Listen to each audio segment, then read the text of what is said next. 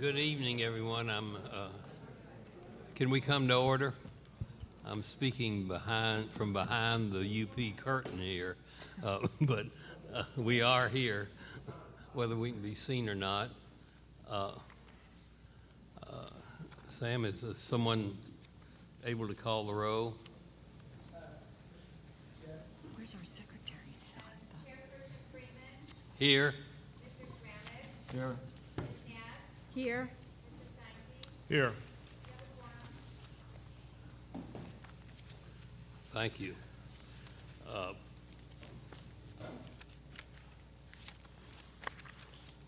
guess the first item on the agenda is the minutes of the last meeting. I move approval. Second. All in favor? Aye. So those minutes are very rapidly approved. I assume that some of the people in the public want to comment, but I wonder if they don't want to see the presentation first. I'd rather think they would. So perhaps we'll just go in that order. And I assume that, although I don't know, I have no speaker cards at all.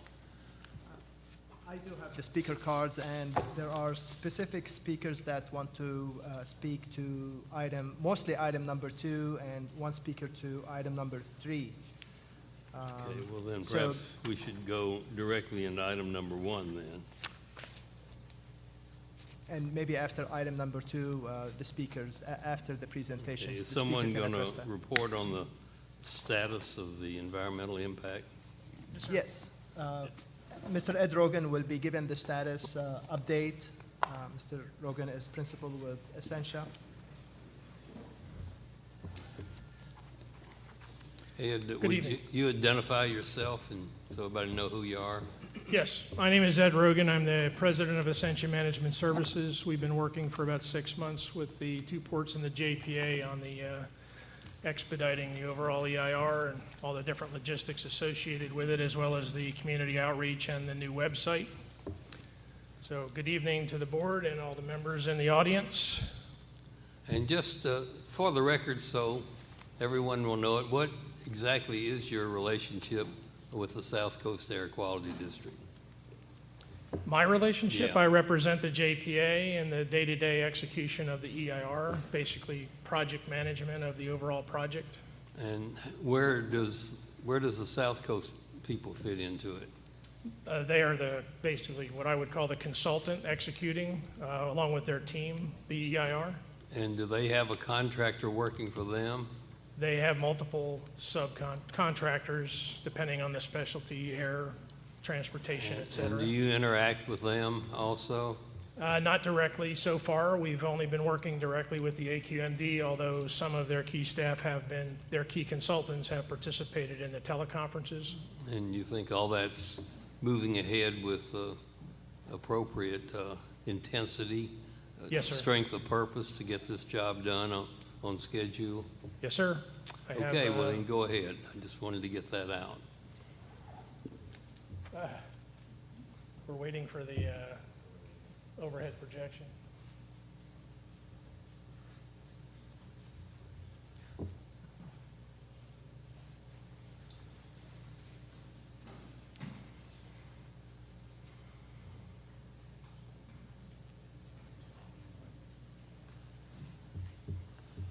We have to go dark to get enlightened, is that it? It's a strategic maneuver.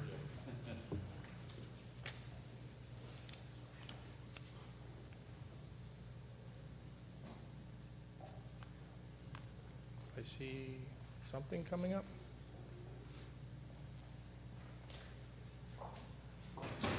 Oh. They do, yeah. That blocks the screen. I can't see the screen. I don't know why they got this set up so weird. Leave this room alone. We can give them. Maybe you could just tell us about it. I can. For those of you who cannot see any more than I can see, it was a very brief presentation regarding, starting with the community outreach efforts. Oop, thank you. I was going to try to do that from memory, but The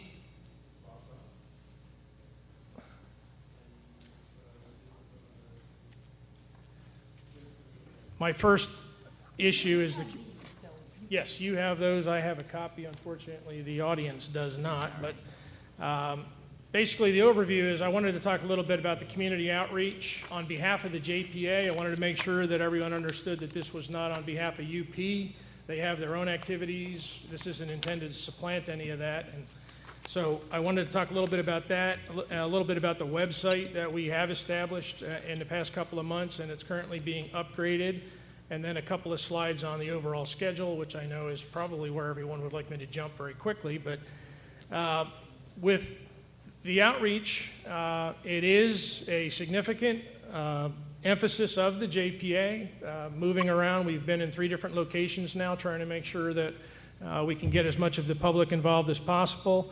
It is a key component of our responsibilities at Essentia.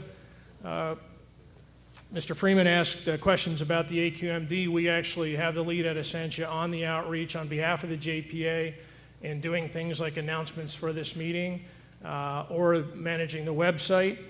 Our fundamental goal is stakeholder identification at this stage. We want to make sure that all of the interested parties are identified and notified, provided with information, repositories, either the website or other locations. Our primary goals are to be proactive. I don't believe in sitting back and waiting for people to call us and say, hey, we'd like to get involved or find out more. We'd like to put as much information out as possible. For example, this afternoon we spent a lot of time internally at Essentia discussing publishing more of the HRA information, not only specific to the ICTF, but the other facilities in the areas, because the public has expressed an interest in seeing what might be going on elsewhere. There is very targeted information. We want to be as efficient as possible. Scoping meetings, board meeting minutes, the meeting minutes that were just approved from April and June by this board will be posted. This is all quite vague. You know, can you get specific? What exactly are you doing? Are you out holding meetings with the community and telling them what the details of the project? Have you held any such meetings?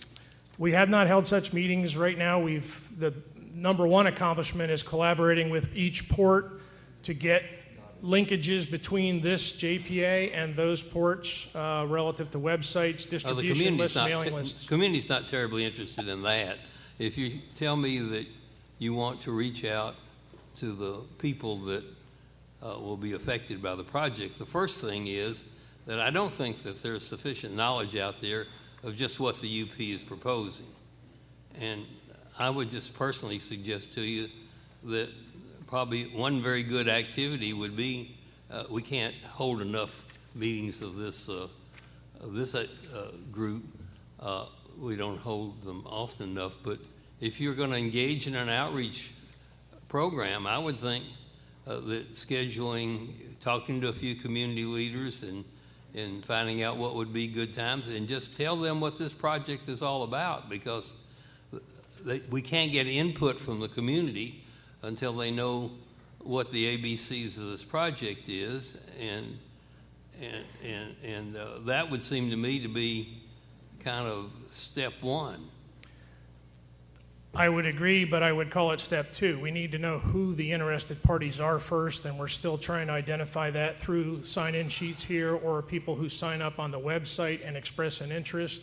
We do have a meeting targeted for October, which is basically the scoping meeting for the NOPIS, which was going to be the first public meeting where we could really sit down. Well, there's certain meetings that are required by law to have, right, that are kind of formal, but I thought you were going beyond that and going to get out and sort of have coffees and things like that. I mean, this is an important project, and it deserves to have the light of day.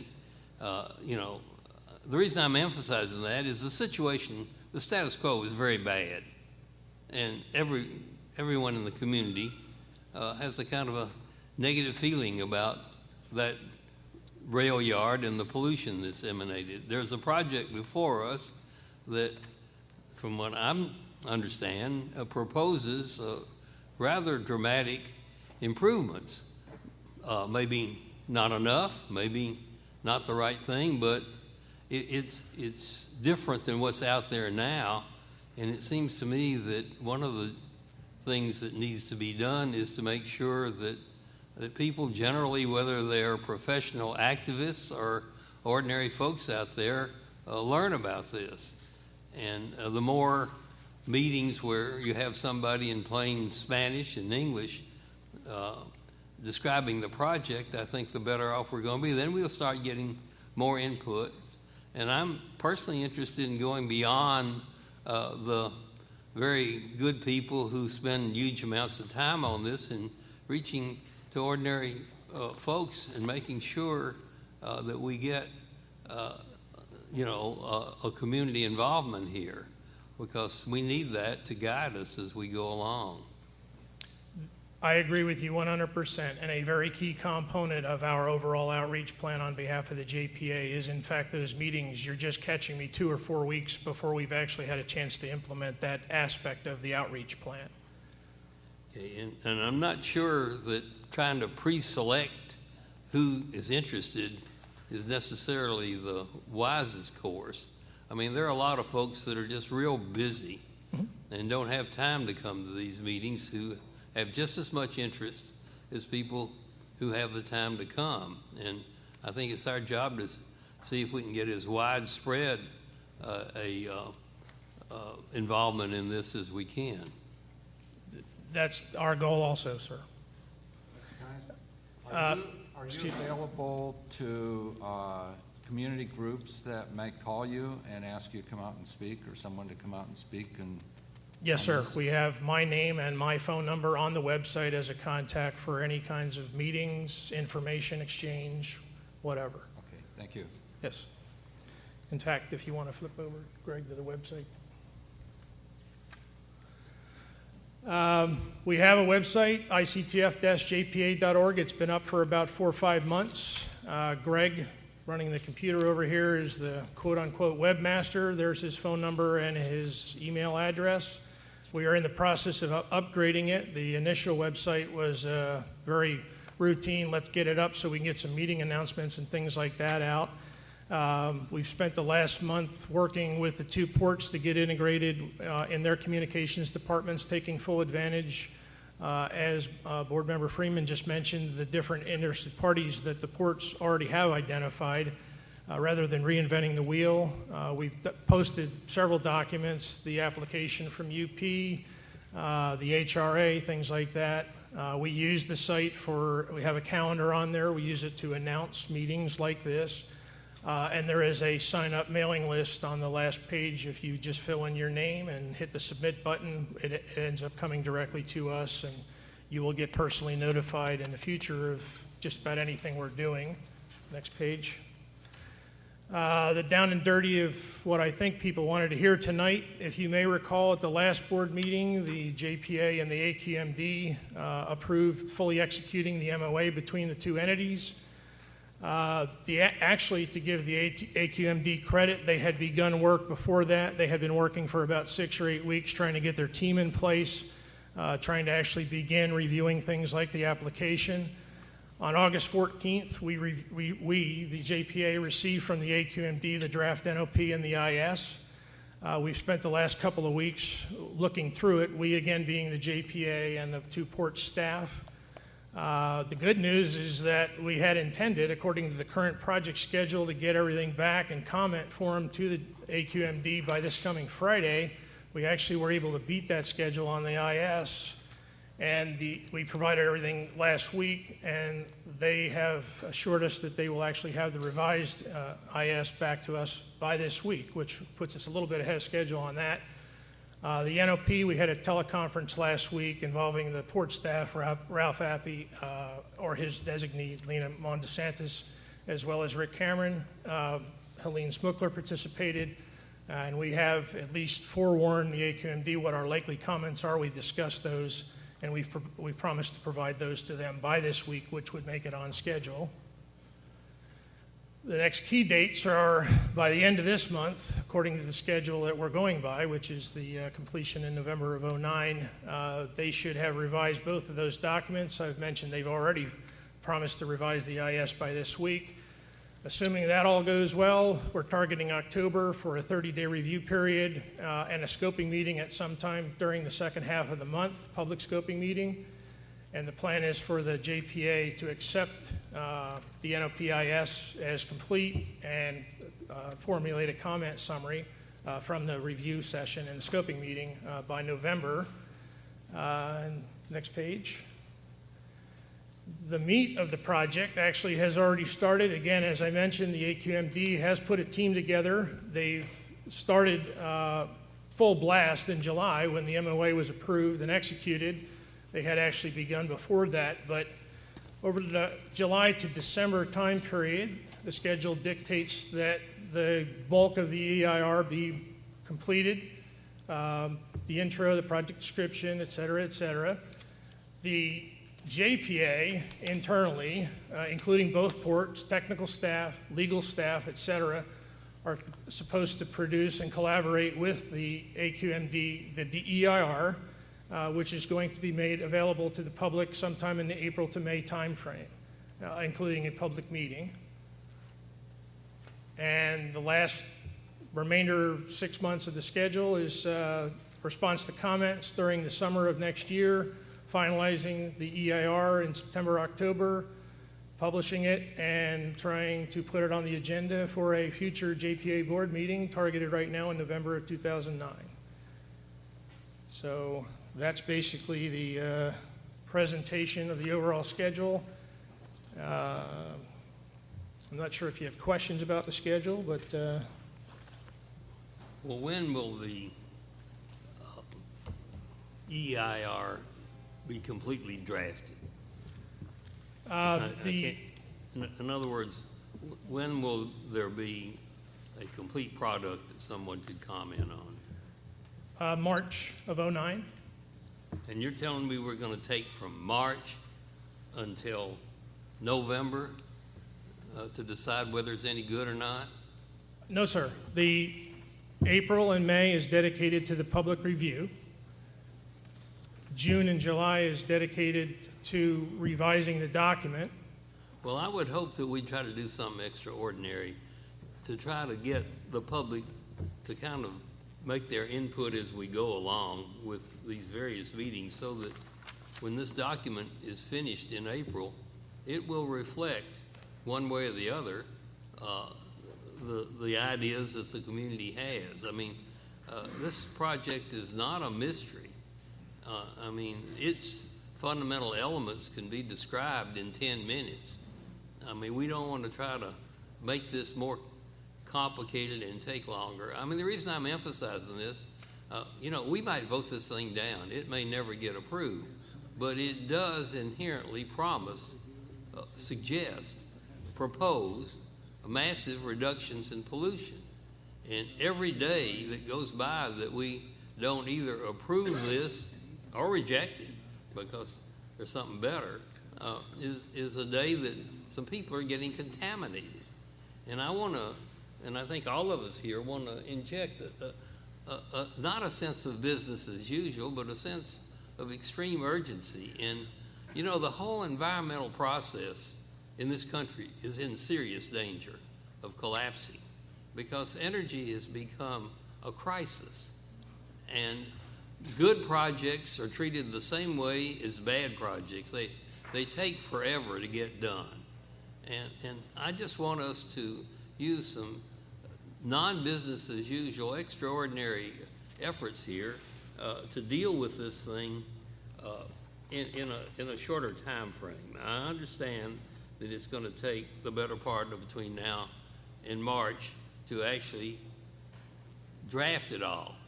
But if we do a good job of that, and if we're talking to the community as we go along, and we got the, quote, infamous South Coast, end quote, kind of in the tent to begin with, there's no reason why we shouldn't have a project, a EIR that people are going to be cool with. And so I just think we ought to aim for being able to get this thing decided long before November of '09. I know it will be in '09, but every day counts. And I don't intend to I split mean, it. I don't know of any project that either port has that has at least the promise of taking a really bad situation and improving it quite a bit. Maybe it's not improving it enough. And, I mean, there's a lot of things that I'm not in any way blessing what they've proposed, except that inherent in what we're trying to do here is to cut out a lot of pollution. And so I think we ought to go about this with an extraordinary sense of urgency, and that means really trying a whole lot harder than we ever had to get input from the community as we go along. And I think you ought to rethink the amount of effort we're going to put into reaching out here, as the lawyers say, ab initio, from the beginning. I know 100% I know I heard and sound understood. preachy, but I think it's really important that we do that. I agree with you, and we're doing everything we can to expedite the schedule. And that's my primary mission on this project as an individual, is to manage the schedule. So if things aren't going the way that you like them, you don't have too far to look. Just come and find me, and we'll figure it out. I think, as an example, just if you give me 5 extra seconds, is for reasons beyond their control, the AQMD was about a month late in getting the NOPIS to us, and we've gotten it back on schedule with their help, according to Well, what you're was off to a originally good start. proposed. We hope to keep going. Actually, we hope to surprise you and hope that those dates are not right. Okay, Thank you. well, thank you.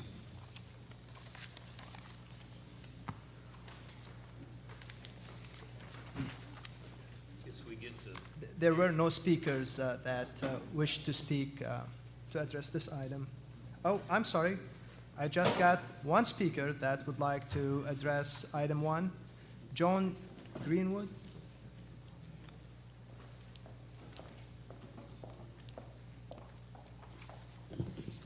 Good evening. My name is Joan Greenwood. I live in the Wrigley area of Long Beach, which is directly downwind of this facility on the east side of the Los Angeles River and the I-710 freeway. The progress status report, you brought up the importance of public meetings.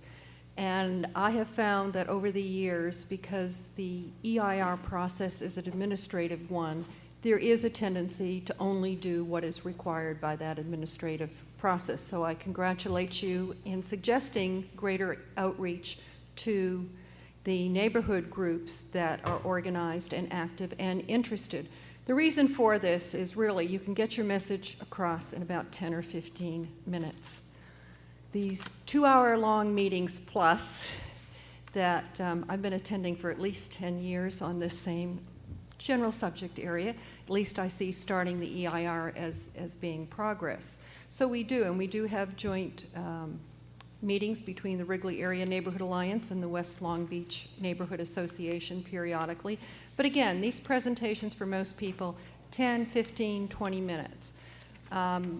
Recently, we've also been heavily involved in the I-710 Oversight Committee meetings and workshops that were a prequel to their preparation of the EIR. So there are kind of these 2 big projects that directly impact my neighborhood and me that have come up. And yes, there are a lot of meetings. So I do urge you and hope and applaud your encouragement of more meetings with the community at a level that the community can understand. And I would like to bring up one other issue. The EIR process has become a great challenge of wordsmithing. And I notice these projects are called modernization projects. No, they're not. They are expansion projects with air quality improvements as the mitigation and the rationale for modernization. The truth is, they could keep the same workload and still implement these air quality improvements. Thank you. thank you. I guess that takes us to Union Pacific's presentation. I think we need to receive the file. I'll move we receive the file. Second. All in favor? Aye. Aye. Now, Second item is Union Pacific presentation.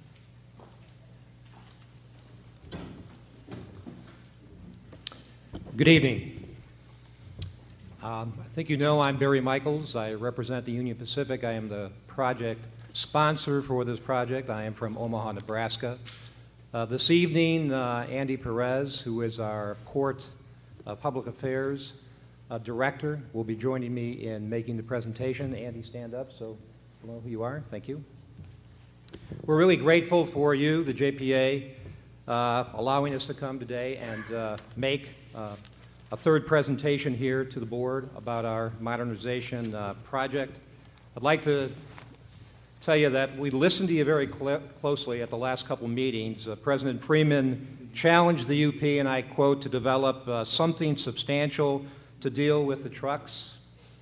Commissioner Stanky also asked what the UP could do now to address the truck issue. Commissioner Schrammick asked what we were doing now to mitigate the emissions at ICTF, and Commissioner Nance was concerned about our community commitment. So what we have attempted to do today is not show you something that you've seen before, is to show you how we... I think Commissioner Stanky is probably more knowledgeable, more concerned about you guys than all three of us put together. He just kind of plays it cool, so just keep that in mind. All right, I will do that. Thank you, President Freeman. So we think we've listened very carefully to your suggestions, both you and from the community, from behind, and all of these are very important to the UP. Accordingly, we brought these concerns back to our senior team back in Omaha. We tried to develop an action plan that really addresses the specific concerns that you've brought up. And what I'd like to share with you today is, again, our response to those comments and those concerns. And after we're done, obviously your questions will tell me and my colleagues whether or not we've done our fair share and our job here today. I'm going to start out with Andy. He's going to give a presentation on our community outreach program, and then I will address what we're doing to talk about the environment and air emissions. Andy?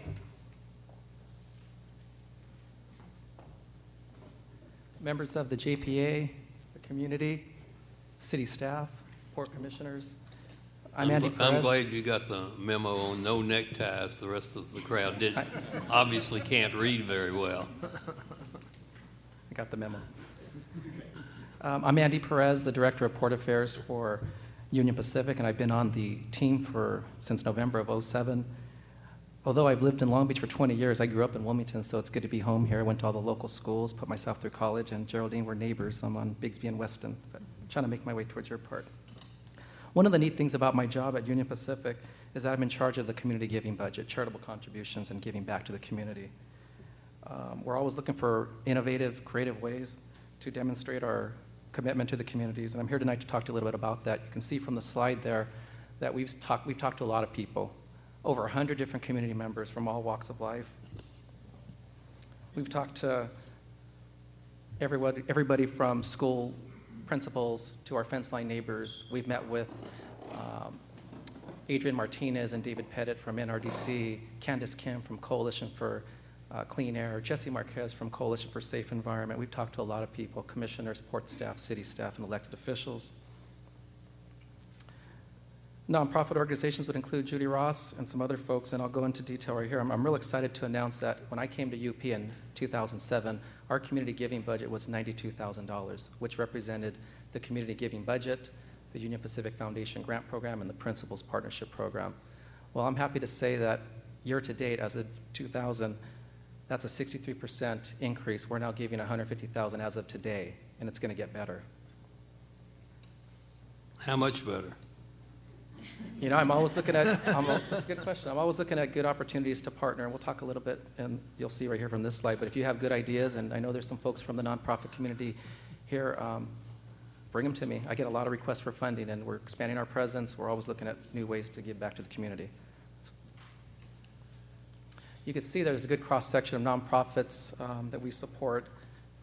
I wanted to recognize some folks out in the crowd here today. We have Dora Jalcido, the Executive Director of Children Today. Dora, would you mind standing up? We also have our friends from the Wilmington Chamber of Commerce, Dan Hoffman. Dan, I think you're out here. As well as Don Rodriguez from the Long Beach Boys and Girls Club. Don, are you out there? There we go. as well as our friends from the Cabrillo Marine Aquarium, Don Shad. There you go. I came on board to expand our community presence, and we've learned more about the needs in our community, and we've sought more opportunities to increase our giving, as you can see. I'm also proud of the next slide right here, which is an opportunity that Mayor Bob Foster from the City of Long Beach gave to us. He called the Port of Long Beach, and Dick and his wonderful team put together a meeting, and we're going to rescue Midnight Basketball, and that is a $30,000 contribution that we're very proud to support. This is for the 2008-2009 season, and it's just a way of committing our this dollars. Rank discrimination in favor of Long Beach has got to stop, buddy. Oh, hold on. We're going to get there. But keep it up. Keep it. Oh, thanks, Commissioner Ceramic. We're also going to adopt Silverado Park, and as you guys know, I'll have plenty of room for questions, but we're also going to adopt Silverado Park, and we're going to be the first private company in Long Beach to adopt a park. And Silverado Park, as you guys know, we held our last community What about public some meeting there. Daylight Little League? We got a Little League thing. Is this Eastview? On our hands. It's temporary. That Is this the Eastview the Union situation? Pacific could easily take over. Maybe, Mr. Freeman, if you have a letter, I'd be happy to take a look at that for Eastview. I'm a big baseball fan myself. We're going to adopt Silverado Park. What does that mean? Basically, that's our community commitment. We're going to look at aesthetics. I know we've had some meetings with the City of Long Beach folks, and we're going to basically adopt that park. What does that mean? Well, it could mean painting. It could mean aesthetics. It could mean beautification, landscaping. It could mean something for their after-school program. We're not sure yet, but we're going to adopt that park, and we're going to make it better. We're also going to change our ways a little bit. We're going to start engaging with our neighbors, our fence line neighbors. And some of the ideas that we've been floating around are maybe a neighborhood cleanup, providing bulky item pickup, maybe hosting a hazardous waste roundup at our intermodal yard. Things we can do to demonstrate that we can be a better neighbor, and that's what we're planning on doing. Just some ideas, and we're always open to hearing other ideas from our community members that are out here. Next slide. Oh, with that, I guess I'd like to bring up Barry to talk about some exciting things that we're going to be doing at our yard, unless there are questions that you guys want to. We can come back later for that.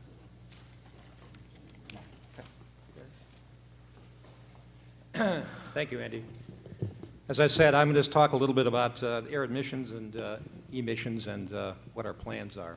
This chart depicts what we have done thus far in 2006 and 2007 to reduce DPMs in the ICTF area. And you can see on the bottom 25% reduction in DPMs. I'm not going to go through the chart in total, but you can see that we've spent $52 million, primarily, as you can see, replacing locomotives, switch engines, and putting in new genset locomotives that are more efficient and friendly to the environment. We've replaced our high horsepower fleet diesel locomotives with Tier 2 locomotives. That's about a 25% replacement.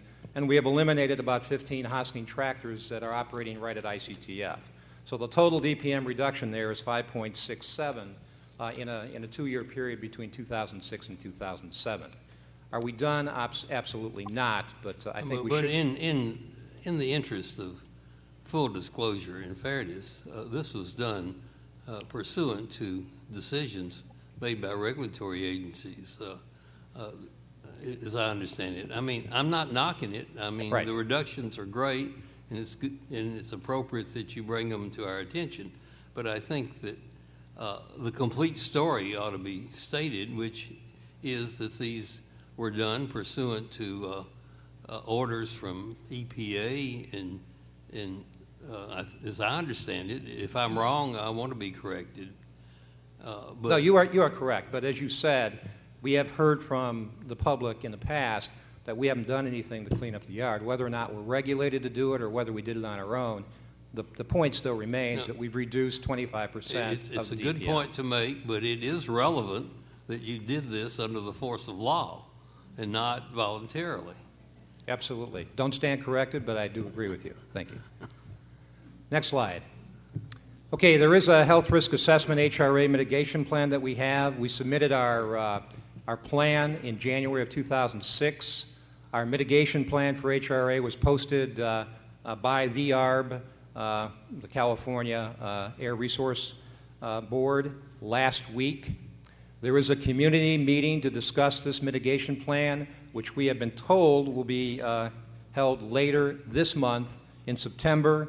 I have a contact name and contact number. If those in the audience are interested, they can see me after the meeting. And we are looking for ideas and suggestions from the community and other community leaders relative to the mitigation plan.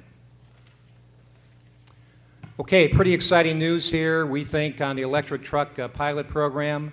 As I said, we've gone back to Omaha. We've looked at what we think we can do. We've met with manufacturers and the experts in the U.S. and across actually the world as far as what's available to us. We will implement an electric truck pilot program ourselves by the end of this year, 2008. The pilot program will include yard hostling at ICTF, port drayage between our facility and the port. We will be installing a charging station at ICTF, and the real purpose here of the pilot is to determine the feasibility and the applicability to the ICTF modernization plan. I think as you are aware, the electric truck has not yet been approved by the DOT, so our ability to take a truck today that is just being manufactured and put it on the road is not acceptable at this point. We believe we're about 60 days away from getting DOT acceptance with the manufacturer, and at that time, that's when our pilot program will start. In addition, the port, you have your own electric truck pilot program. We have stated publicly on numerous occasions that we would like to partner with both ports to determine the feasibility and the extent of an electric truck usage in the capacity of draying back and forth from the rail yard to the port facilities. Next. We call this our alternative container conveyance. As the community is, and you are probably familiar with the term maglev or magnetic levitation. We are working and will continue to work with two manufacturers and both ports to determine the feasibility of this system. We're looking right now to help design and develop that origin and destination method to be able to support the loading and the unloading of the containers.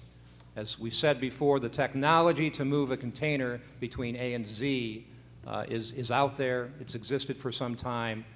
That is an acceptable and workable technology. What has not been developed yet is how you take the containers off or on at either end of that supply chain, and that's what we're working with the manufacturers to do.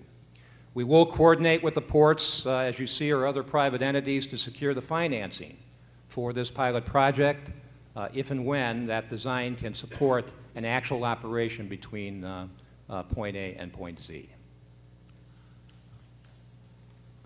Could I just say, obviously, I'm pleased at what you have to say, but in all fairness to the people most interested in the magnetic levitation, you don't have a timeline on that, whereas you did promise that this year you would implement the electric truck program. So is there any kind of a date that you can associate with the second?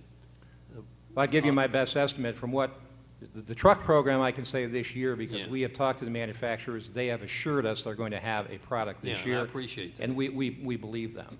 The two manufacturers in the maglev, early design right now, early conversations, best case scenario could be 2009, where there could be a design that's practical for us to use on either end of the supply chain. So we're looking for 2009. So when you say that, is this on? When you say that you're working with them on the origin destination type methods of, offloading, what exactly does that mean? Are you funding them to do the research? Are you providing a site where they're going to test some equipment? Like, what does it specifically mean when you say you're working with them? Well, we asked for a business plan from one of the manufacturers, and we have 47 pages business plan that really doesn't have any specifics relative to how you would discharge the containers on either end. So when we sat down with them and talked to them about that, they're anxious for us to work with them from our expertise and knowledge, hopefully working with the ports, to design a device or devices which would allow for the processing of containers on either end of the yard. So when I'm saying we'll work with them, I'm saying we will help them design. As far as financing is concerned, there are a lot of people out there who are very interested in financing a project like this from private financing. And I heard of one just a couple days ago. Whether it's valid or not, we're going to follow up on that. But that's what I meant as far as our support of the project. And my second question is, you said you have an HRA mitigation plan posted on the ARB website. Can you kind of tell us what's in that? I could call one of my environmentalists up who could. Okay. Can you answer that, John? I guess I I can. just thought it might be some good stuff that the audience might want to hear. Okay. What's in that? I don't have that information with me. I can transmit it and send it to the The full, South End full isn't board. very good at bragging. You have to recognize that. Barry? Yes, sir. Also, on, going back to electric truck pilot program, do you have a schedule if you're able to start implementing electric trucks? Do you have a schedule when you might be able to start implementing a program with that? Well, we think- Number of trucks, Sure. years? You know, we talked about this in depth. We think a pilot probably would be 2 to 3 months is all we would really need to see if the trucks really did their due diligence and if they worked as we thought they would. If they were practical, if the battery life was long enough to support a charge from a trip back and forth to the facilities. Probably the electric truck, and I think you have one on the port, the electric truck at the facility itself would probably be even a shorter time, probably 30 to 60 days. So my suggestion is that we were going to, by the end of this year, put the trucks, the pilot program in with some trucks in both operations, and within 30 to 60 days, then understand what the limitations are, if any, and then where we go from there, relative to working with our customers and others for adding additional trucks into the program. If you're looking for a commitment for the... no. I will say it, though, so there's no qualms. If you're looking for a commitment for the UP to say we're going to go out and buy 1,000 electric No, trucks, you're not going to get that That's- today from me. I'm just wondering how you would implement that, Yeah. Working with the shippers, or how you would... That's how you exactly would what we're going to be implement doing, those. is working with our customers on, i.e. the shippers. And obviously, a lot of this has to do with where the CAP Clean Truck Program goes in addition to that, as they complement each other from a time standpoint. Okay, thanks. Okay, then lastly, in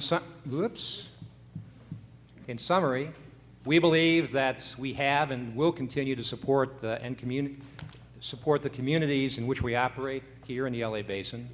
We have made a 25% reduction in the DPMs, improving the air quality in the LA Basin, and we really are committed to working with the communities, the ports, the government agencies, and all the other parties to develop alternative systems that improve air quality. I think we tried to demonstrate that to you today. It may not be exactly what you thought we would commit to, but at this point, my colleague Andy and I would take any other questions that you have on our program and our presentation. Barry, I've got a question, just to kind of in the aggregate. With your electric truck proposal and the maglev, has UP estimated any overall reductions in DPM as a result of those two projects on the existing facility itself? Have you done any calculations or any estimates to determine what kind of reductions in the existing operations that results in? We have not at this time done that, no. We need to do that. It'll obviously be important on the economics also, and understanding the impact of the community, what that is. So our plans are to do that, but we have not done that at this point.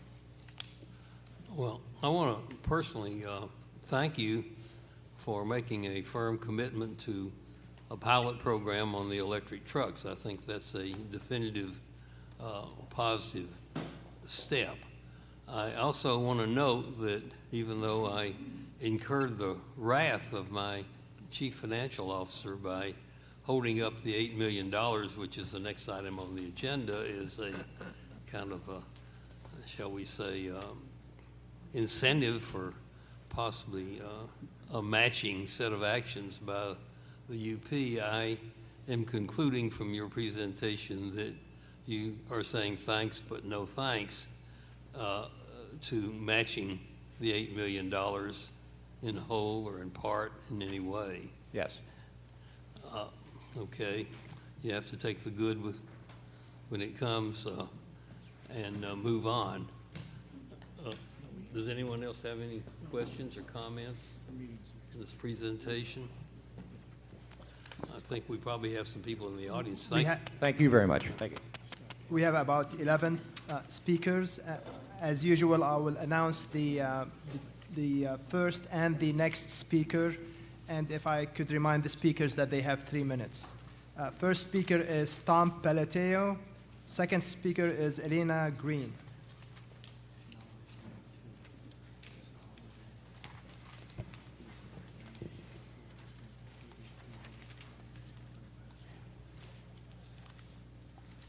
Good evening. My name is Tom Pelletier. I live here in San Pedro. I have been approached by UP to meet with them on behalf of the Sierra Club. I have not yet had a chance to schedule that meeting, but I thought I'd say that up front, and we need to follow up on that. The primary thing that UP can do in outreaching to these communities is provide an operation which is clean, quiet, dark, and carbon neutral. The community benefits that we saw listed there are all very nice and very wonderful, and it's a very nice thing to see that kind of interest from the corporation in the community. But the real engagement and the real test of whether this project should move forward is going to be based on those 4 criteria that I just told you. Noise is a very important issue, particularly with late operations in a lot of these in these neighborhoods. They've had a lot of trouble with both of the 2 rail yards out there with respect to noise and to the trucks that are accessing them. One of the really nice things about the electric truck, besides it being clean and potentially carbon neutral if you're putting in solar to power it, is that it's also much quieter than a regular truck. And that, as I said, is very important. A 25% reduction in diesel particulate pollution doesn't really get us where we need to be. On a lot of this stuff, the Sierra Club is really interested in seeing us cut to the chase, which is to move to broader electrification, starting by working on the electrification of switcher locomotives in the rail yards and getting all electric operations starting in the port out to that level. We think that would be a real important thing to do. In the long term, we're going to need to look at electrifying rail even beyond that. There are a lot of very important organizations here represented in terms of the UP. I guess they always see the upside of everything. I see some people from BNSF here. The NRDC, the Sierra Club, and other environmental organizations are here that operate on a national scale. And maybe we really need to be looking at some of these kinds of things in a bigger picture with respect to how we can move this industry into the 21st century and out of the 19th. Thank you. The speaker after Ms. Green is Carla Truax. Good evening. My name is Elena Green, and I'm with the Long Beach Alliance for Children with Asthma. I'm here speaking on behalf of our coalition, which has been working since 1999 to improve the health and well-being of children living in port-adjacent communities. I did attend the last JPA meeting in June, and I want to address agenda item number 2, but also raise 2 issues that were not on the agenda from the June meeting. Currently, as you know, it's important to restate that the ICTF is the 4th dirtiest rail yard facility of the 18 rail yards which had health risk assessments conducted by CARB. And the findings from these HRAs are that the facility creates an elevated cancer risk for a wide swath of the community, and that over 600,000 residents experience an excess cancer risk greater than 10 chances in a million. And further, the HRA found that elevated cancer risk for many of the residents are 700 in a million, and for the most impacted residents, it's 1,200 in 1 million. So we're talking about excessive risks. I think it's important, too, to note that the risks do not fall below 10 in 1 million until you're more than 5 miles upwind and 8 miles downwind from the rail yard boundary. So this has a huge impact on a large area of the community. Our coalition and our members believe that mitigation must occur prior to discussion of expanding the facility, and we need to also be talking about alternatives. I was excited to hear about the potential for maglev rather than only thinking about business as usual expansion projects. The modernization, there's two key concerns that we have. I know that you requested in the last meeting that there be short-term mitigation plans brought forward by UP, and we really want to see action before we're talking about expansion plans. And specifically, I reviewed the HRA mitigation measures that came out last week, and really the mitigation that's stated in that document is the modernization plan. And we see there being a lot of issues with the modernization plan as stands. First of all, it claims to decrease pollution by 74% from 2005 levels over the course of 8 years and from today. So by 2016, we would have decreased 74% of the pollution to what are considered already unacceptable levels. So we need to be doing more. We need to be thinking larger. And secondly, we really have a difficult time thinking that there are not concrete mitigation measures that could be done today that are outside of this discussion of the expansion or modernization plan. And so again, I'm excited to hear that there are pilot projects out there. I think the community really needs to see concrete action today. Two other issues. Actually, one of the issues was the comments that you had made, President Freeman, at the last meeting about the $8 million. I think, frankly, we're pretty dismayed that UP would not jump to the chance to have free money to work on this. I think as a community group, we would see it as a beginning of developing a relationship in terms of them being a good neighbor on this project. But finally, I should just say that at the last meeting, it was brought up the issue of just how the JPA processes are happening. And definitely, we saw a huge change in the outreach that occurred between the last meeting and this meeting, and I'm very excited about that. I think the next step is for the community to really see what the JPA's bylaws or guidelines for operation are, and more specifically, what the leases are for the land for this piece of property. We would love to have all those documents posted online. And related to the lease, there was a comment at the last meeting that council look into specifically a section of the lease, and I'm just going to read two quick sentences from the lease, and I can provide a copy as well. The lease states in section 10 that the tenant, being UP, shall not permit any offensive refuse Ms. matter. Green, can you wrap up? Yes, You're I'll 2 just read minutes this two sentences. Tenant should not permit any offensive refuse matter or any substance constituting any unnecessary, unreasonable, or unlawful fire hazard or material detrimental to the public health to be or remain on the premises. And if the tenant does, then the executive director may give 30 days written notice to the tenant to correct such default. So there was this question at the last meeting that there be follow-up to see if the lease itself includes air quality as a component, because that is something that we're really concerned about, that if there's an opportunity under the lease for the JPA to take action, we would like to see that. Thank you very much. Thank you. Before the next speaker, we did not ignore that point, and council informed me that the lease was reviewed, and council is here to speak for Yes, Ms. itself. Green, thank you very much. This point was looked into. We looked at it very carefully, and we would find it very, very difficult to show that there was a default under the lease and to take any action because of diesel particulate matter being present there. There are a lot of reasons for this. We did a legal analysis of it, and as you know, legal analyses are privileged communications, but I can assure you that we could not find any basis at this time to terminate the lease on that basis. Okay. The other thing you might want to mention is the leases are up on the website. They are. Okay. The lease and On the bylaws. JPA? The lease and the bylaws have both been posted. Okay, onto the JPA website? Yes. Okay, thank you. Ms. Green, if we could engage in a dialogue for a minute or two, because Sure. there's a kind of a fundamental point here, and we shouldn't go past each other on it. If this JPA had the clear authority to order the Union Pacific to make the changes that they're proposing as part of their expansion at the existing site without the expansion, we would have an entirely different ballgame. And, we'd make it happen. But we don't have that authority. In other words, they're a tenant, and they have a right to operate, though he did. One of the community people raised a very good point that you identified. Is there anything in the existing lease that would give us the authority to go in there and say, the expansion's a different proposition, but you can just clean up the size of the project right now without an expansion?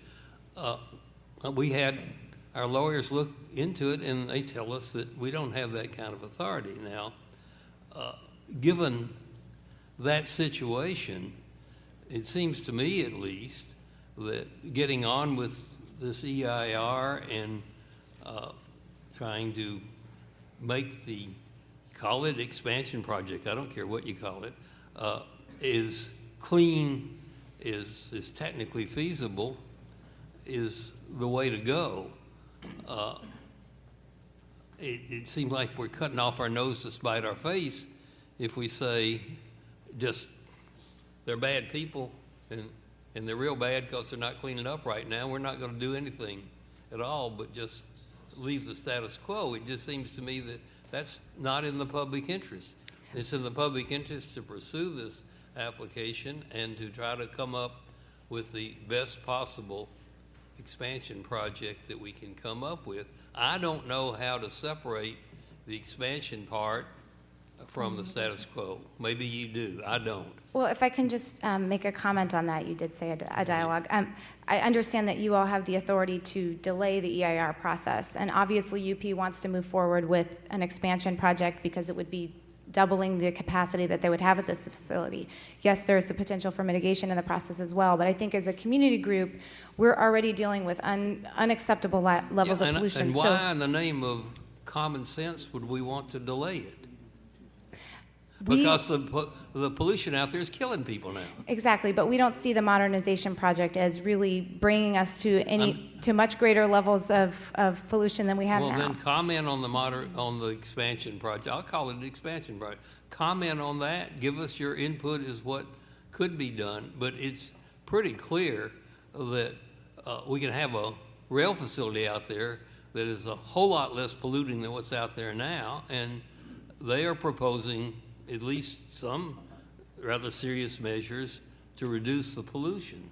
I don't think they're going far enough. We did submit a letter to them. Of course you don't. And all I'm saying is give us all your input on the expansion project, but I respectfully don't understand the option of just prolonging the agony, so to speak. I just don't get it. Well, again, I think from the point of view of the public interest. I think we really saw the $8 million as being a potential feasible option. We submitted a letter to UP and we CC'd the JPA with concrete mitigation measures. I believe Adrian Martinez will be presenting those. My understanding is that the response was that the modernization plan would be the next steps, and those mitigation measures were not feasible. Let me just try it one more time. The whole heart of the green growth policy, we are not a regulatory agency. If the regulatory process could have cleaned this place up, it would have done it a long time ago. With all due respect to South Coast EPA and all of them put together, we came on the scene 3 years ago, and the pollution's horrible. So the regulatory process has not been very effective. The ports have decided to use the leverage we have and say, if you're coming in for an expansion project, you're going to really clean up. We have no other leverage. If there is some other leverage, I would hope you would identify it. But to simply say we're going to punish you by delaying, we're punishing every person that lives in this area by delay. Well, I will happily submit comments on the modernization plan application. Call it an expansion plan if it makes you feel better, but let's just get on with it. Are we together on this? I mean, because you're I think that there's a lot more that could be done, and I think that the demonstration by UP, there's $30,000 going to the Boys and Girls Club, but why is there not more going into, outside of regulatory action, why is there not more going into cleaning up the facility as it stands now? That's what we need to see as a community. Okay. Thank you. Also, I agree with Mr. Freeman on making more comments. We really want those comments. If they're saying they can get rid of 70 or 80%. If you have a way to get it rid of 10% more, let us know. Okay. Feed it into the process. The other thing is both ports, because we are landlords for this property, we are spending a lot of money too, trying to come up with ways like clean trucks. We're also investing in looking at maglev, trying to get it over there. Other ways of trying to clean up the trucks, trying to clean up pollution.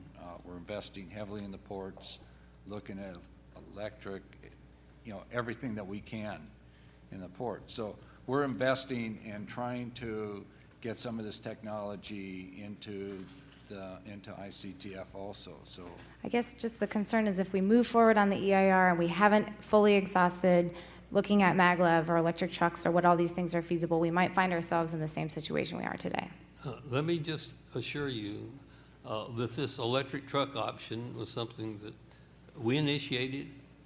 That truck that is out there, I think it's a major step forward that they're going to put it in service and demonstrate it. And I am not the least bit worried about the whole fleet being converted to electric trucks, whether the UP takes the lead in that. They will be playing a very significant role by putting on a demonstration program to show it works. The reason it's going to become a reality, it is by far the cheapest truck on the road. With $5 a gallon diesel, which means over $1 a running mile, those electric trucks run for less than 20 cents a mile. So that the trucking industry and our truck program will see to it that those trucks are put on there. I can just, as far as I can give you my word that once the DOT approves that electric truck and we have the data that shows it can make that shuttle service, we will eliminate the damn diesels down there. There's no doubt about that. And it won't be a hard thing to do because we have a clean truck program where they'll just get on the list and they will be the least cost, most attractive technology, and that is going to happen. The maglev might take a little longer, but I think it's very significant that the railroad has agreed to put on this demonstration, which is what we need. So we're making some progress. You keep up your comments, and just recognize, though, that we don't have the power to order them to clean up their existing situation as much as we would like to have it. All right. Thank you. Thank you. The speaker after Ms. Truax is Adrienne Martinez. Good evening. My name is Carla Truax, and I work at the University of Southern California with Andrea Ricco, a team of 50 scientists working on children's health and air pollution issues. And I came today. Andrea Ricco couldn't be here, but she has written a great report that I would like to submit that details all of the monitoring and the studies that have been conducted in the harbor area.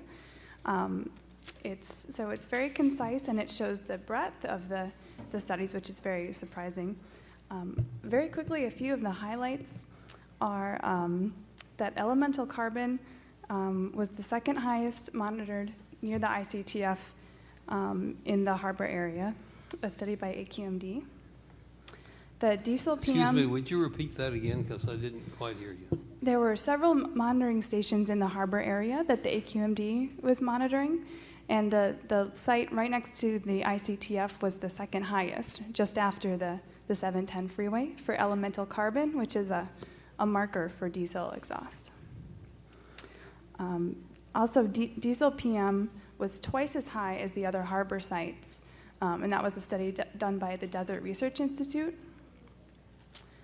And also, ultrafine... Excuse me, are you telling me that the area on the 710 is worse than the area around this rail yard?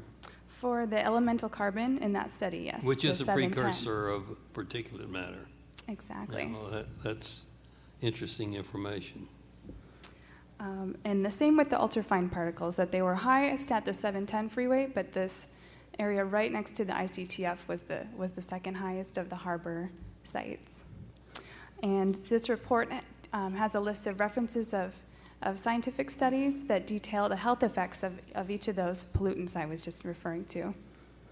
And also, the USC has been conducting traffic counts along with community groups, and for the last 4 years, and consistently count over 500 trucks an hour on the Terminal Island Freeway right next to Hudson and all of the other schools. So, and that's also in this report here. So I think it's a great resource, and I'd like to submit it along with other data like the health risk assessment showing over 600,000 people being affected by the excess cancer risk. So we have the data, it's all there, and you know, we know that the existing yard is a threat to public health, and that the expansion plan is not a substitute for a cleanup plan, and we hope to see it cleaned up to protect the health of the nearby residents. Thank you. Thank you. You have a copy you're supplying us. Thank you. The speaker after Mr. Martinez is Dora Hasildo. Hello, my name is Adrian Martinez, and I'm here on behalf of the Natural Resources Defense Council. At the outset, I want to say I think there has been a pretty big shift between the last JPA meeting and this JPA meeting, where it seemed that some in the room were scared of the electric truck. Now there seems to be some embracing of that electric truck. I must admit that it would be good to have a little bit more details about what was being proposed. It seems that you know, it does seem promising to do the demonstration yard hustling and port drayage. And also, I think I heard from UP a commitment to work with both ports on the electric truck pilot program as part of the Clean Trucks program. That also seems like a promising way for the ports to leverage their funds with committed funds from UP. I think the one thing that would be useful is, as Dr. Natz mentioned, there's a mitigation plan on CARB's website for this facility. However, these additional mitigations aren't contained within it. It'd be useful to update that proposal so that other rail yards throughout California can see what other mitigation measures are being proposed as part of this facility. And we'd be willing to write to CARB and ask that they allow for an updated mitigation plan. On the maglev as well, I think we'd like to some more detail about timelines, and I think your board covered that and additional mitigation. We also wrote a letter, as Alina Green mentioned, with several other recommendations. And as part of the draft mitigation plan from CARB, UP agreed to evaluate future mitigations. It would be useful if they could go through our proposed mitigations and tell us whether they're willing to do that, whether they view it as feasible, or what is the status. It could be a useful exercise for us because we continue to recommend similar mitigation on anti-idling devices, switcher locomotives, et cetera, and it would be good to have a response.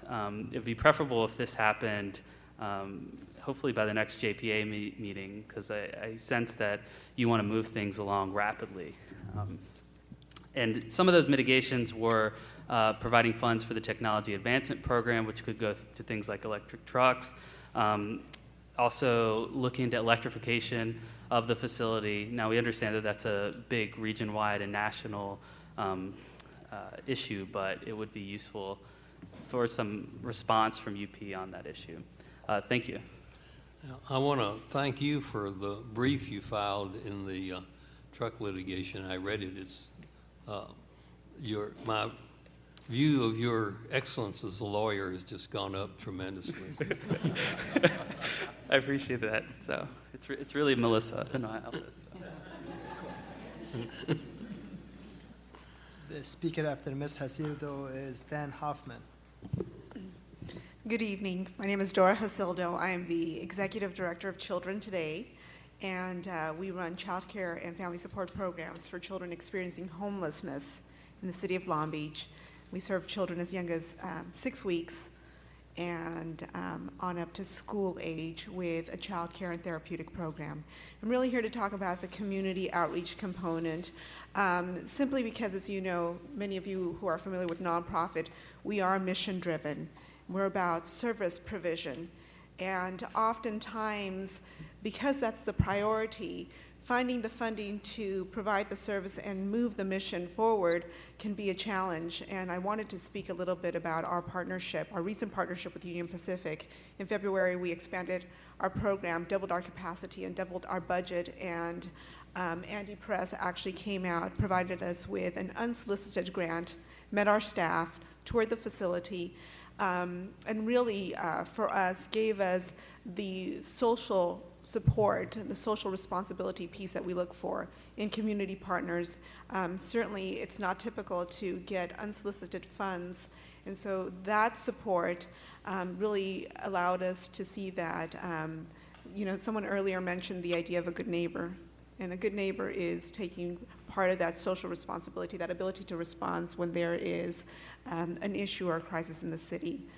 And I want to also say that for a nonprofit, because we work so hard with limited funds and limited resources, and in our program in particular, a tremendously talented staff, being able to know that there are other partners out there that are helping leverage their resources to move our mission ahead cannot be minimized. And I know that there's a lot of discussion about the different areas that you all need to think about, and I heard some comments about how funding is used, and truly for a nonprofit agency, being able to get corporate support, being able to get an outside agency to be not only interested in the service that we provide, but ensuring the sustainability of our services, I just can't say enough about how that can't be minimized, and I appreciate that this part, the presentation included the community outreach component, because it is vital to the survival of our services. Thank you. Well, thank you for taking the time to come and speak with us. The speaker after Mr. Hoffman is John Greenwood, again on item number 2. Good evening. I'm Dan Hoffman. I'm the Executive Director for the Wilmington Chamber of Commerce, and I will be ever so brief. The Wilmington Chamber supports the ICTF project for 2 basic reasons. Number one, and first and most important, is that it improves the environment, and that makes common sense. Also, it improves handling capacity and efficiencies, which also, from a competitive standpoint for our ports, is extremely important. On a personal note, it seems like if we delay this project, we will delay its benefits, which does, as President Freeman, as you mentioned, it just doesn't make sense to delay benefits. And I haven't heard anybody argue that there's not some tremendous benefits from the project.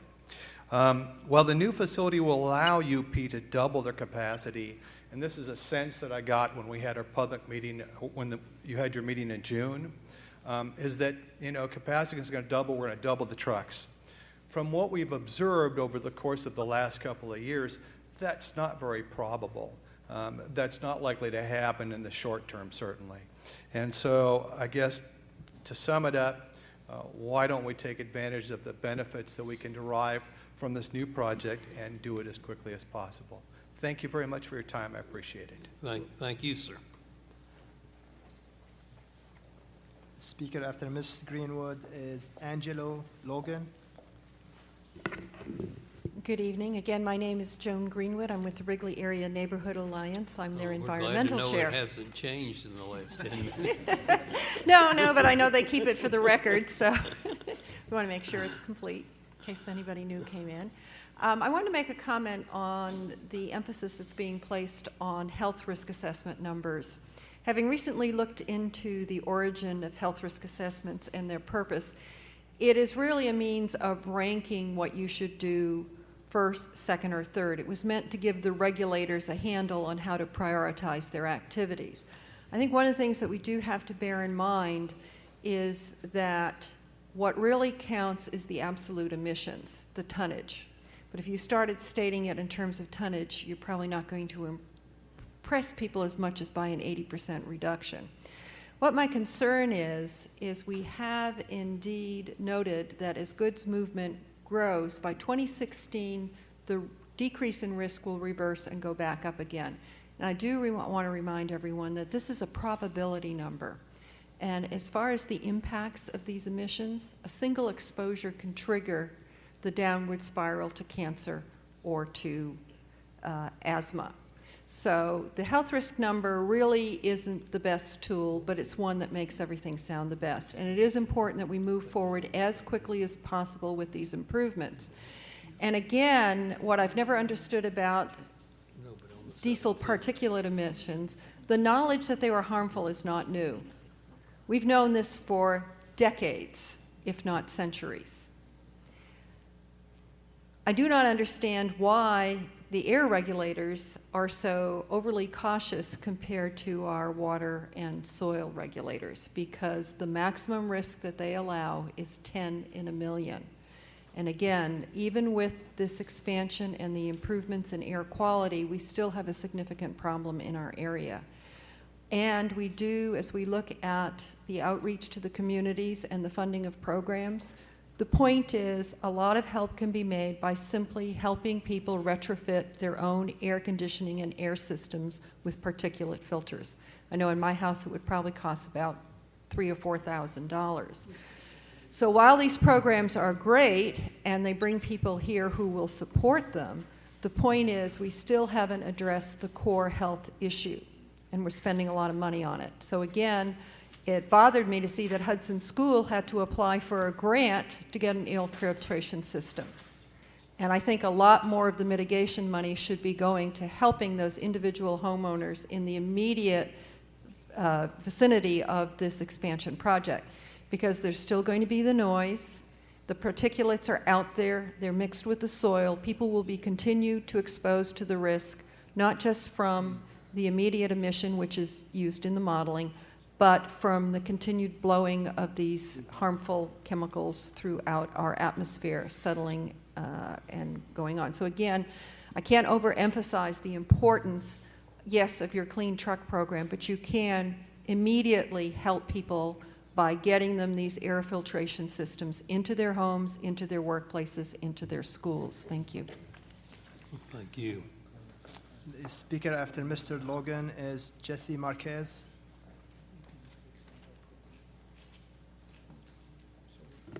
Hello, Angelo Logan with East Yard Communities for Environmental Justice. As I see it, there's two issues in front of us. One of them is a trust issue, and the other is specifics.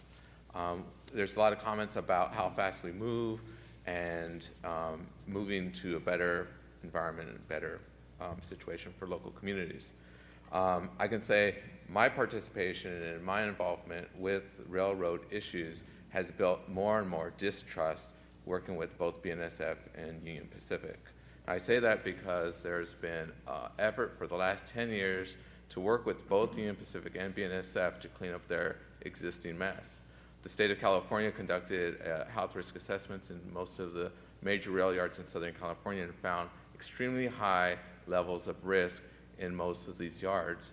And yet, we only have this particular project with substantial mitigation measures, and none of the other yards are really being addressed in terms of their risk.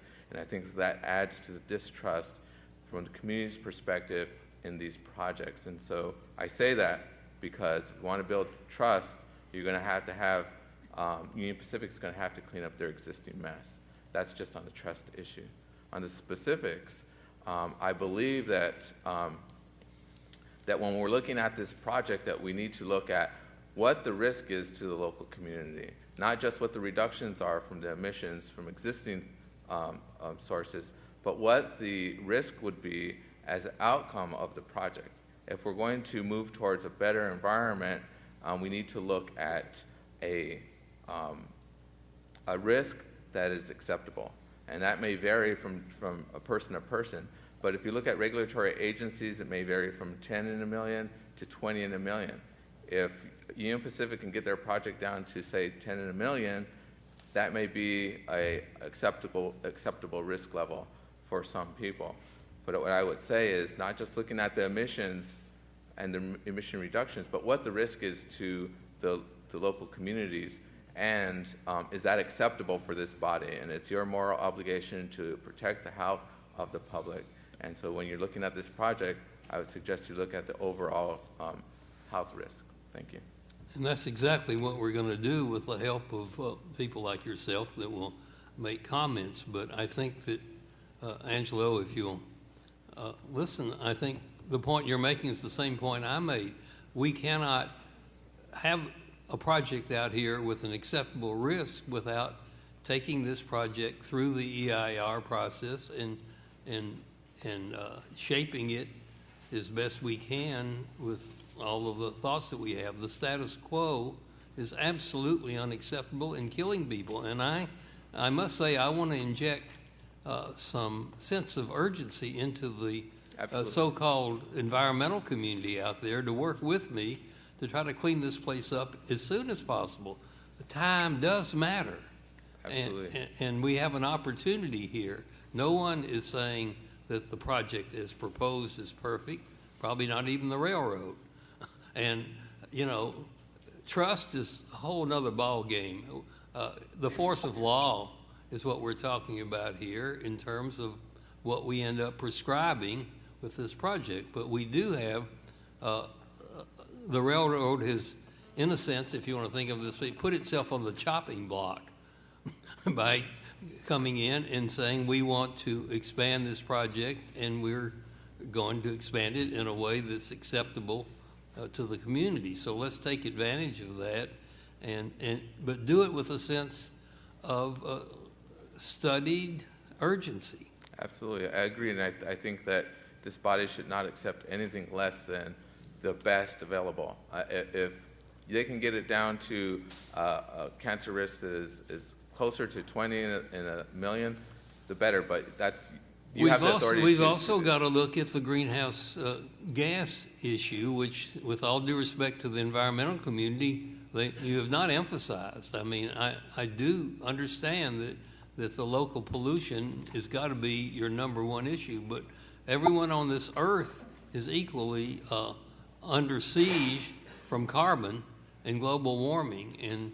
And so when we talk about substituting solar-powered electric trucks for any form of fossil fuels, we're talking about a big deal. And this project has got the possibility of making that big deal happen, maybe for the first time, by eliminating the use of fossil fuels, at least in bringing the containers from the dock to the near dock. And while you are one of the strongest and most aggressive defenders of the community itself, on the issue of global warming, we are one community, and there's no difference between people in Wilmington and people in Los Angeles or people in Reno, Nevada. And to the extent that we can reduce greenhouse gases as part of this project by getting some of the trucks off the 710 and into a rail yard where the shuttle service is done with all electric trucks powered by solar power, we're making progress. And I'm pleading for the help of intelligent people like yourself in trying to help make that happen. Right. I agree. I think we need to reduce greenhouse gases, but not at the expense of residents from the west side. Nobody's saying it's at the expense of anybody. Right. I'm just wanted to mention that. There's no trade-off there. Let's reduce greenhouse gases. Thank you. The speaker after Mr. Marquez is Evelyn Knight.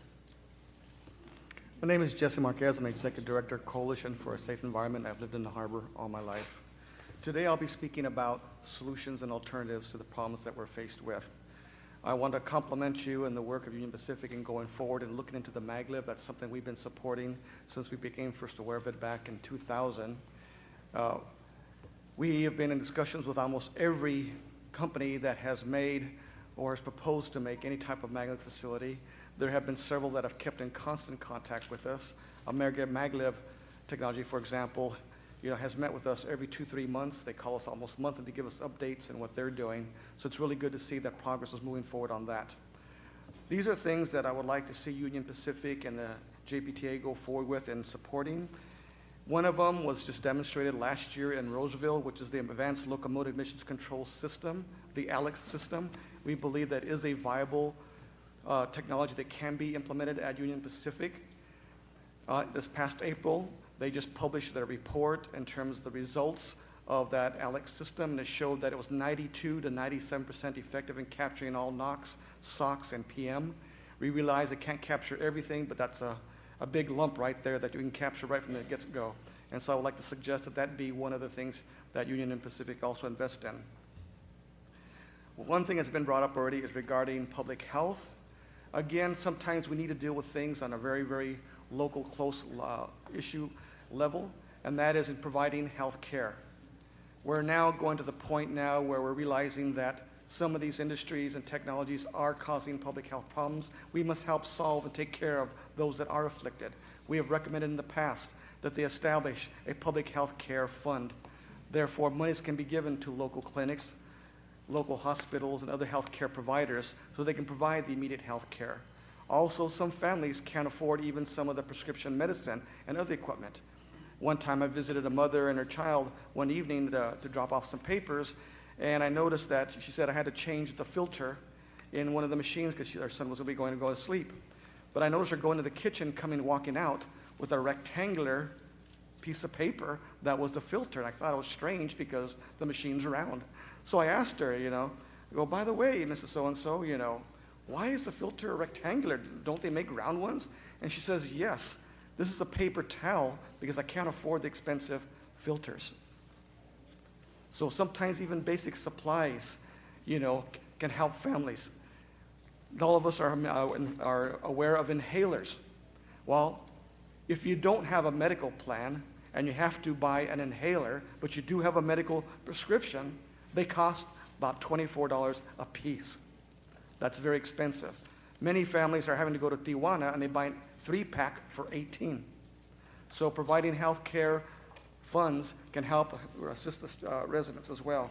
We do support having air purification systems and soundproofing being put in public schools and also sensor receptive locations as well as residences. Other kind of issues that we should also be looking at is the fact that there's thousands of trucks that enter the ICTF terminal. Well, those thousands of trucks also break. So there's brake dust. Brake dust has numerous toxic components to it, so we need to be able to address that. Many trucks also use antifreeze. If we're talking about global warming, a truck uses about 15 to 18 pounds of antifreeze. Trucks have a reputation of their air conditioning units leaking badly. The older it gets, the worse it leaks. Also, the reefers on containers, they carry about 18 to about 22 pounds. They leak on a regular basis. So those are other areas that possibly Union Pacific can work with in terms of assisting truck owners or facilities in addressing those issues. Mr. Marquez, can you please wrap up? Okay, a last couple of things would be some fun things that they could do. They could set up some scholarship funds. A scholarship fund because we need to support our students that are going to medical school and medical health care careers. We have environmental engineering fields that students can enter. There's also solar energy and what's the other one? alternative technologies that are also areas that they can support via scholarships. Okay. Thank you very much for sticking around and making those suggestions. The speaker after Ms. Knight is Elizabeth Warren. My name is Evelyn Knight, and I'm a member of the Interfaith Community Organization as well as the West Side Neighborhood Association and a resident of West Long Beach since 1968.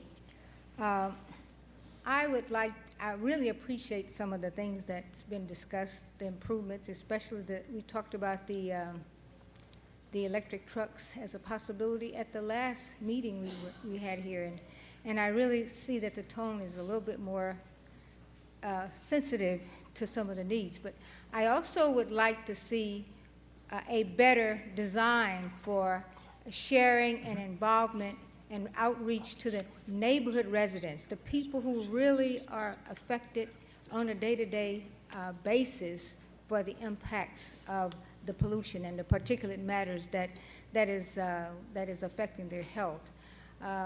We go to funerals every week in our community of people dying from cancer.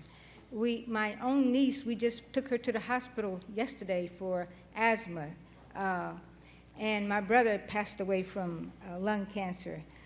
I would like to see that the Union Pacific give incentives to residents to mitigate the impacts of the damaging pollutants to the health. And the city of Long Beach has nuisance abatement programs. What more can we say about the nuisance of pollutants and dire things that's affecting people's health? I think there has to be a multi-programmatic strategy to address the issue of the effects of pollution on the people in our community, and we have to have a program that addresses it from a wide perspective. And no one size fits all. And whatever we can do collectively that can cut down on the effects of the devastating pollution in our community is supported. I mean, nobody would want to stop progress. And we also would like to see the people who are creating the problem to take full responsibility for the problem. That's the only way it's going to get solved. Thank you. Thank you. The speaker after Ms. Warren is Colleen Callahan.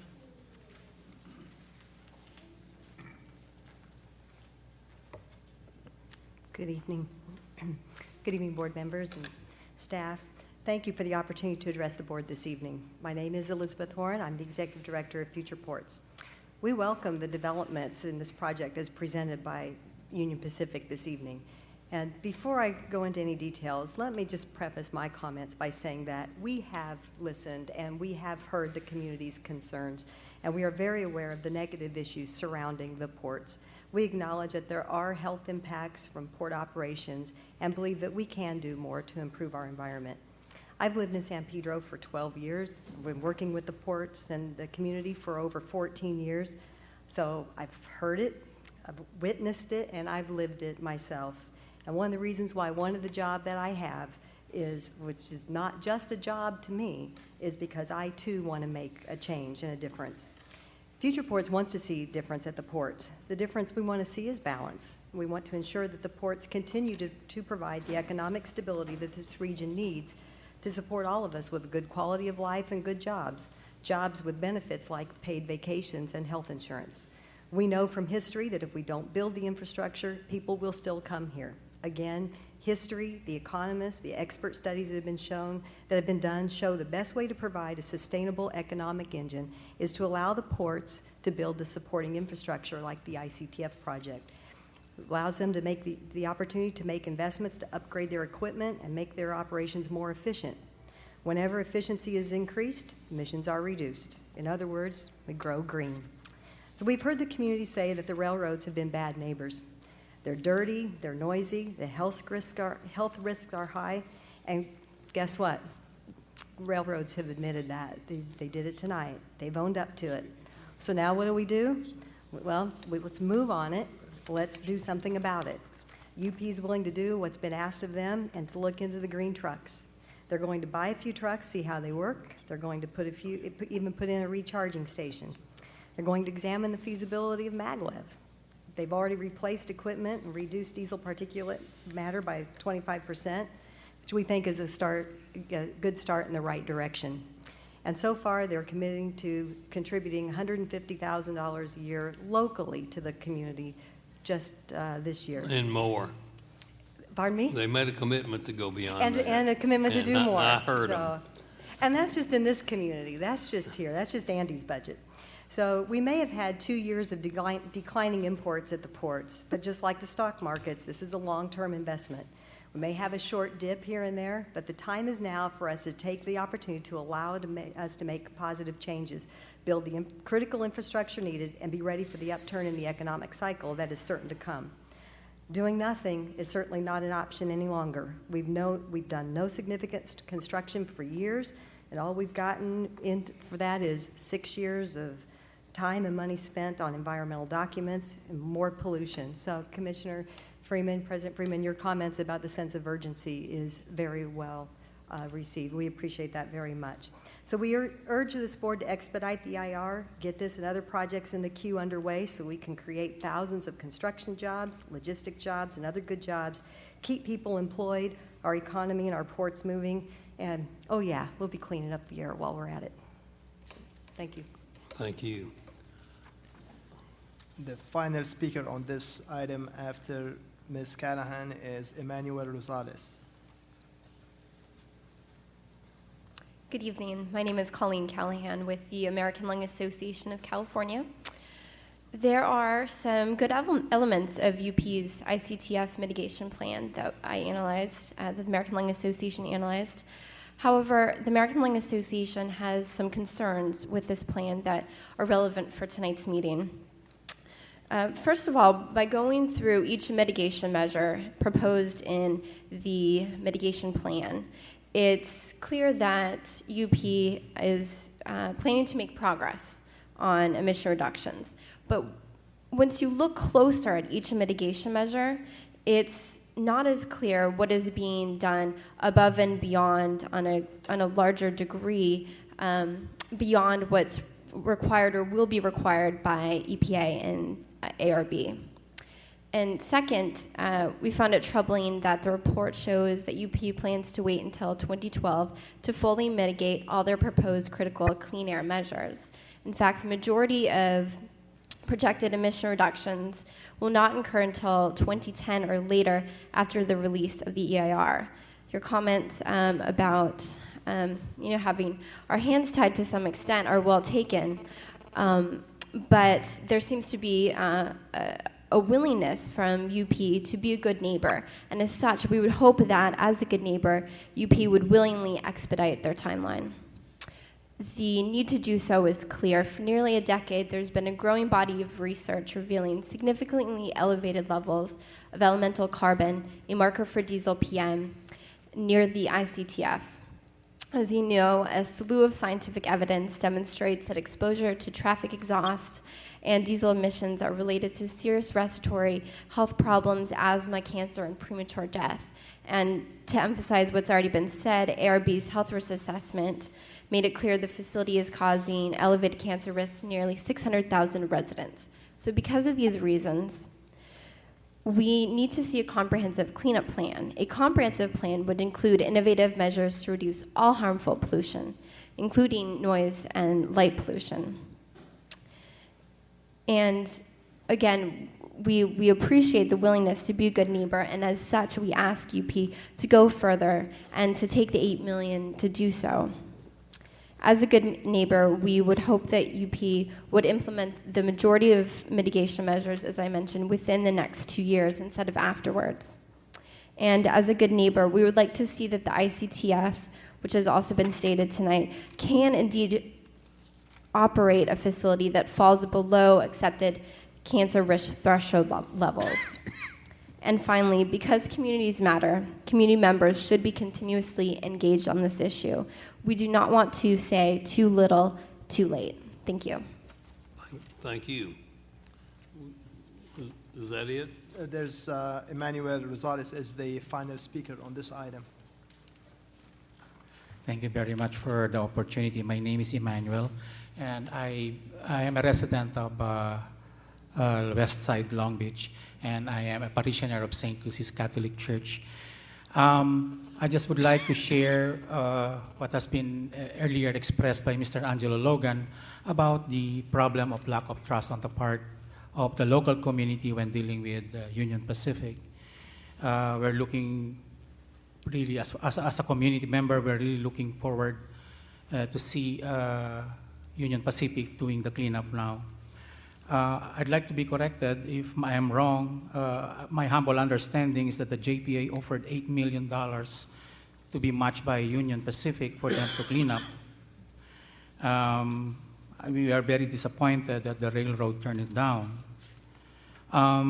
Electric trucks or maglev may or may not work.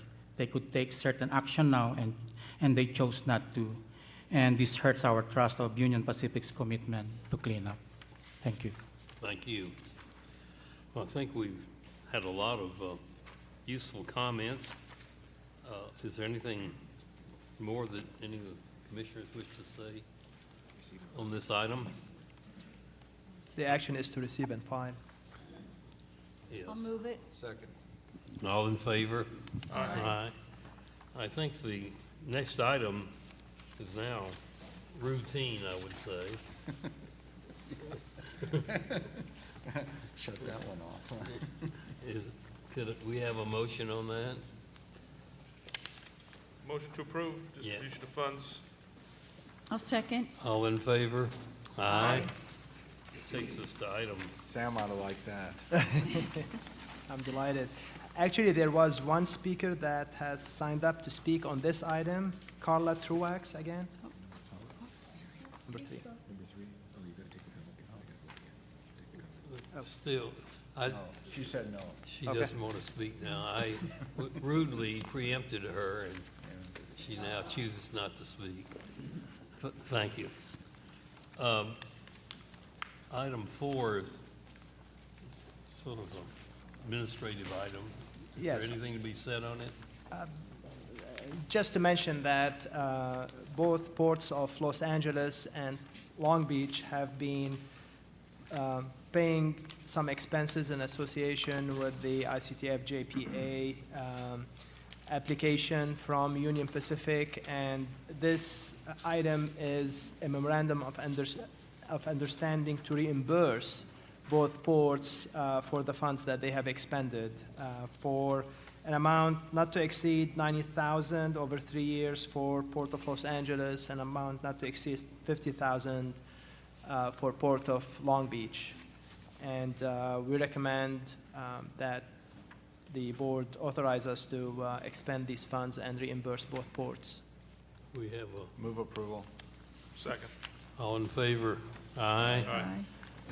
Item 5 is another administrative item. Is there, That's correct. Item 5 is an agreement with Essentia to effect a program management with the firm, and it's basically program management, community outreach, and liaison with AQMD staff to complete the EIR.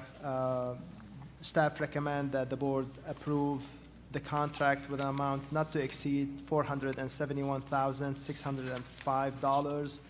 And it's noteworthy to mention that this amount will be reimbursed by UP as part of the reimbursable work order that they have agreed to. And this agreement has been reviewed and approved to form by the General Counsel of the JPA and has been reviewed by both environmental staff of both ports. I'll move the item. Second. all in favor? Aye. And that takes us to our last numbered item. The last item on the agenda is... We have to pay off the lawyers. That's correct, Mr. Chairman. It's an agreement with Sohagi Law Group to assist the JPA staff in assessing and performing legal services, and it's for a contract not to exceed $450,000. Again, this amount will be reimbursed by UP as part of the reimbursable work order that they have agreed to as part of the... And what period of time does this cover? And again, that's over... It's covering a 3-year period, President Freeman, and I wanted to point out that there is a typo in the draft contract that was attached, and we would need to correct that to start a 3-year period from today going forward. We're not paying these people by the page, are we? No, sir. By the pound, maybe. Well, we have to assert UP's interest. I mean, you write a law firm a blank check, and is there going to be some oversight here, even though There will be. UP's paying for it?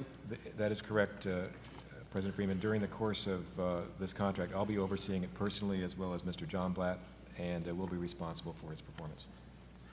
Okay. Recommendation. Everybody heard that?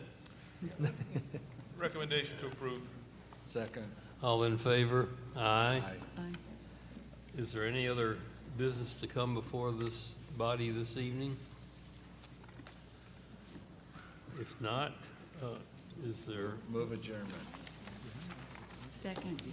all in favor? Aye, and we are adjourned.